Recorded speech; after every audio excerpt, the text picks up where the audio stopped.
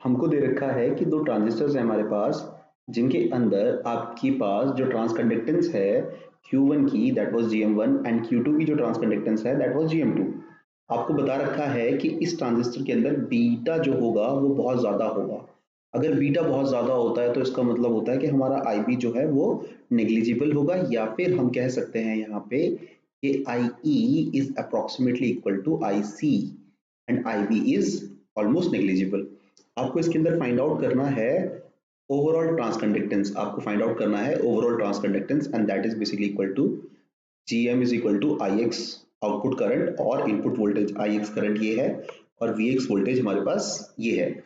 इन दोनों का ratio find out करना है अपने को। ठीक है, तो हम क्या कर सकते हैं, हम लोग स्टार्ट करेंगे कहाँ से कि Ix को आप लिख सकते हैं, देखिए this is IC2 collector current for second transistor and this is your IC1। तो आप IC2 को Ix को लिख सकते हैं IC2 प्लस IC1। दूसरी चीज है कि जो ट्रांजिस्टर Q1 है ये करंट है आपका IC1 और ये जो करंट होगा आपके पास that is equal to IE1।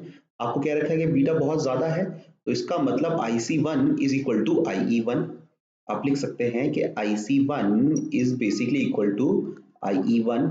और अगर आप ध्यान से देखेंगे कि IE1 और IB2 दोनों ही क्या है आपके पास सेम है, तो आप लिख सकते हैं कि IC1 is equal to IE1 is equal to IB2।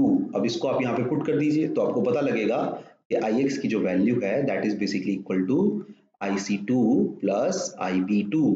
और आपको पता है कि IC2 के कंपैरिजन में जो बेस करंट है, कलेक्टर करंट के कंपैरेटिवली बेस करंट जो है वो बहुत कम है, तो Ix comes to be approximately equal to IC2। अब हम बात करते हैं Vx के बारे में।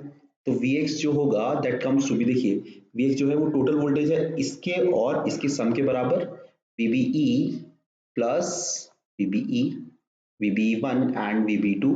और हमें पता है कि जो बेस एमिटर वोल्टेज होता है 0.7, तो आप लिख सकते हैं कि Vx is equal to 2 times of VBE।